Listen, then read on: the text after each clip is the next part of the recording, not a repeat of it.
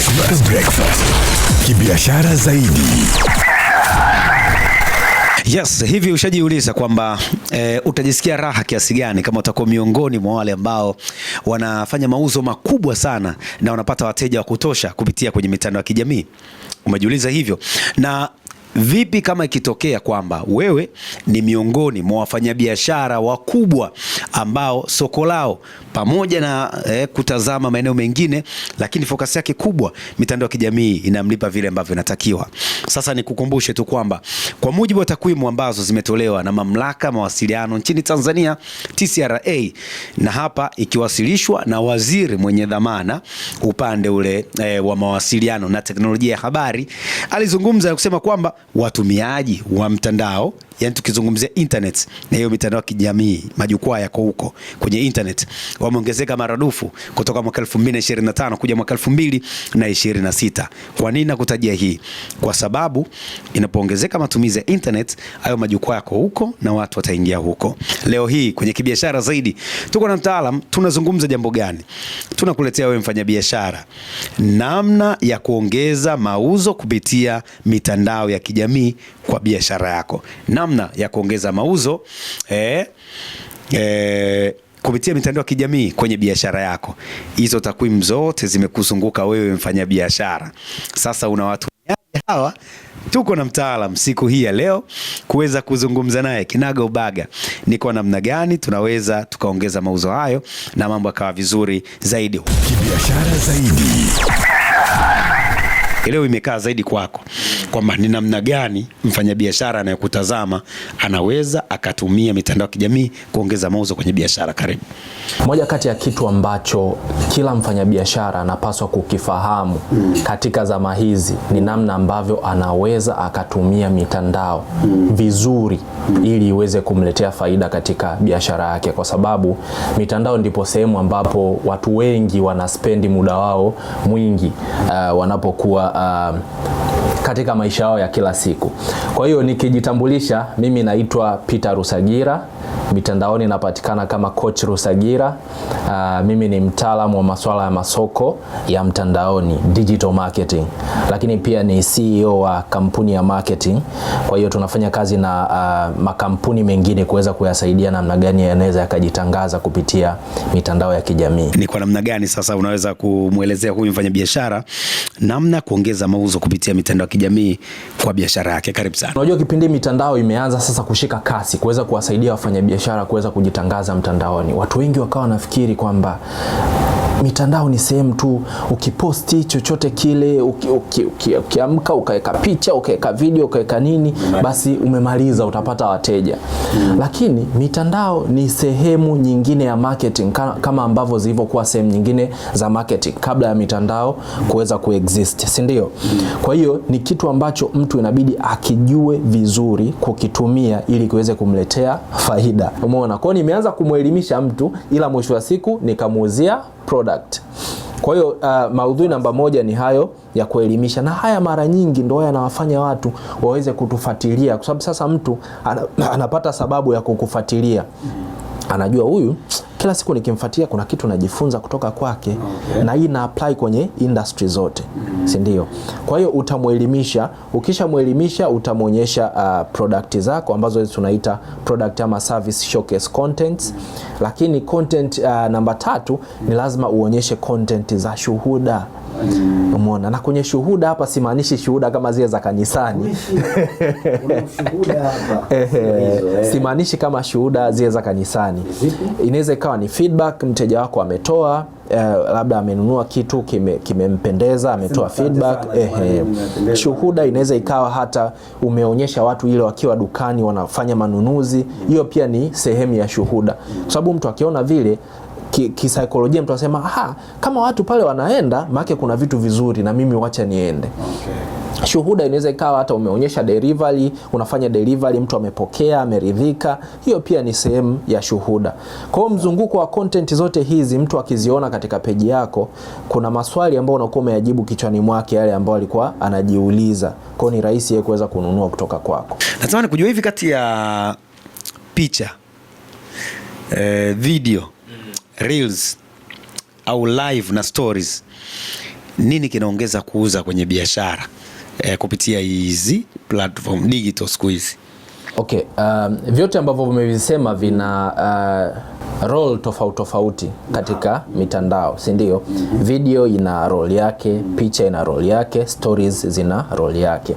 Lakini tukija overall, kinachofanya vizuri zaidi kwenye mitandao ni videos. Hasa short videos, hizi ambazo zinaitwa reels. Kwa miaka ya nyuma kidogo ilikuwa ili iitwe reel, iitwe short form video itakiwa ina sekunde 90. Lakini sasa hivi wameongeza mpaka dakika 3, umeona? Yes. Kwa hiyo video zinafanya vizuri overall. Lakini stories unajua ni kama WhatsApp status.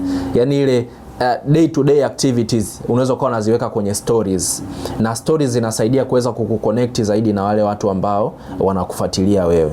Tukija kwenye picha, picha zinafanya vizuri pia kwa nafasi yake, na hasa zinazofanya vizuri ni hizi picha ushakutana na content zile ambazo una swipe, unaangalia ujumbe mwingine zaidi, zile zinaitwa carousel.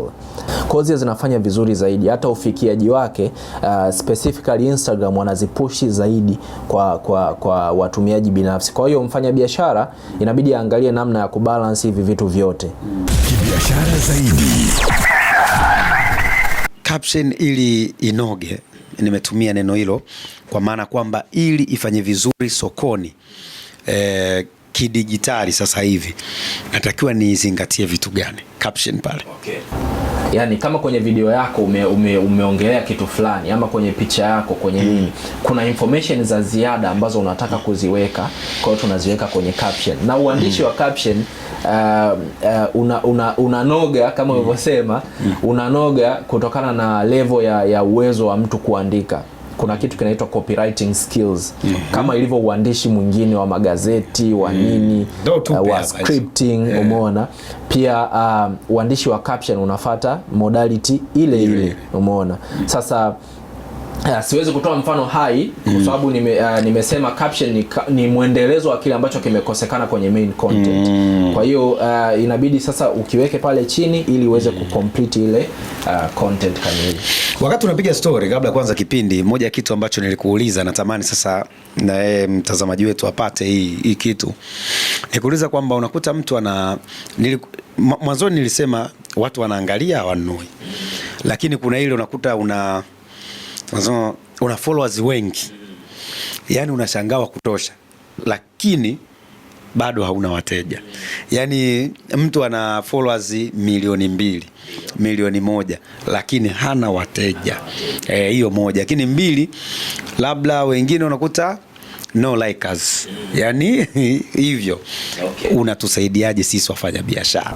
Sasa hapa kuna makundi mawili ya watu katika hiyo category. Kuna watu ambao wana followers halisi na kuna watu ambao wana followers fake. Tuanze na hawa fake afu tuwatoe kabisa kwenye equation, si ndio? Kwa tunaanza na fake, Tuanze na fake ili bwana mtu labda amenunua tuwatoe kabisa hao, kwa sababu si watu ambao kitaalamu hata mimi nashauri kuwa na followers fake. Utakiwa nao. Kwa hiyo kuna watu ambao wananunua followers fake ambao ni kama robots ama bots, umeona? Mtu kuna platform ambazo unaweza kununua hao followers, umeona? Na kiufupi wanakuwa sio followers, yani ni kama tu zile namba pale zinaonekana, ila sio watu halisi. Kwa kama sio watu halisi, usitegemee wateja, usitegemee likes, usitegemee comments, wala usitegemee views. Na ndio maana utakuta mtu pale juu panasoma milioni 1. Ila ukija ukakagua posti zake, like chache, viewers chache, comments chache, umeona? Kwa hiyo hao tuwatoe kabisa kwenye equation. Sawa. Kundi la pili sasa ni tunakuja sasa kwenye followers sio wateja. Unaweza kuwa na followers wengi lakini wakawa ni followers watazamaji tu.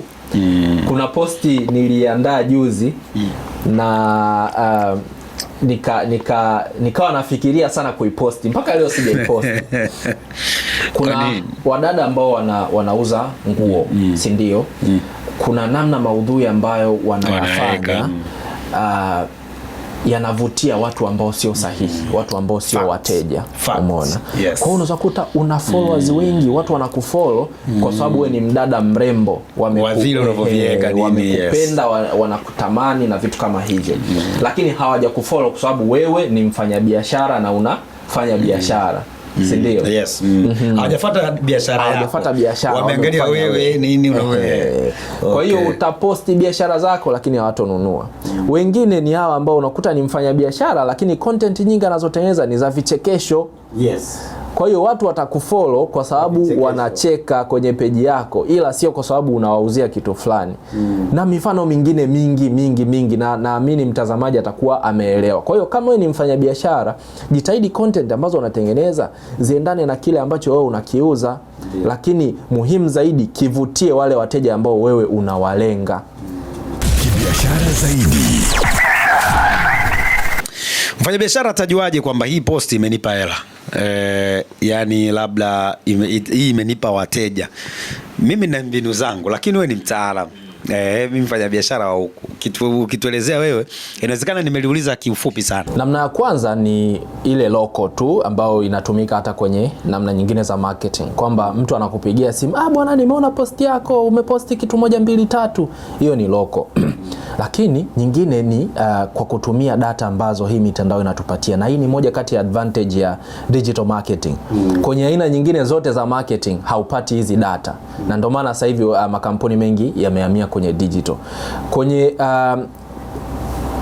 Kwenye mtandao wako husika, iwe ni Instagram, TikTok ama Facebook, kuna sehemu ya insights pale. Ile sehemu ya insight inakupa data zote. Inakwambia content yako imefikia watu wangapi, wa jinsia gani, wa maeneo gani, wa umri gani. Inakuonyesha watu wangapi wamekufollow kutokana na hiyo posti husika, watu wangapi wamekuja WhatsApp kutokana na hiyo posti husika. Kwa hiyo data zote unazikuta pale na zinakusaidia wewe kuweza kufanya maamuzi yanayofuata baada ya hapo. Kwa kumalizia kwa sehemu hii ya kwanza, natamani mtaalamu utuambie, nimeona watu siku hizi wanaingia kwenye WhatsApp. Wako wengine wanafanya kama sehemu ya kuiga, wengine wanatengeneza makundi, wengine status na vitu kama hivyo moja. Alafu mwisho tupe ushauri kwa leo kwa haya tulazungumza. Karibu sana. WhatsApp ni mtandao main kwa Tanzania kuweza kuchati, kufanya nini. Kwa ni sehemu nzuri sana ya kufanya mauzo. Kwa wale ambao wanauza kwa jumla, wanaweza wakawa na zile community ama groups, pia zinasaidia sana kuweza kutengeneza mauzo.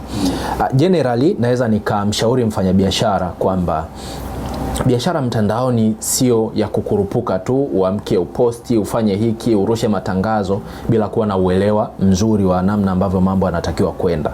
Kwa hiyo awekeze muda kuelewa mitandao inavyofanya kazi, awekeze muda kuwajua wateja wake, lakini awekeze muda kuweza kujua hizi channels za kuweza kujitangaza kwa kutumia kuweka pesa. Kwa hiyo kila mfanyabiashara aweze kutafuta mtaalamu ambaye anaweza kumuelewesha haya mambo ili aweze kupata faida katika biashara yake. Kibiashara zaidi. Bila shaka kuna kitu umepata hasa kutoka kwa mtaalamu kwa siku hii ya leo, ikiwa ni sehemu ya kwanza tu kwa kile ambacho tulikuwa tunakizungumza, namna sahihi ya kuongeza mauzo kwenye biashara yako kupitia mitandao ya kijamii. Ni kwa namna gani unaweza kuitumia mitandao ya kijamii kuongeza mauzo zaidi kwenye biashara yako. Mimi nikushukuru kwa wakati wote ulikuwa nami John Lawrence Upokela. Super Breakfast. Kibiashara zaidi.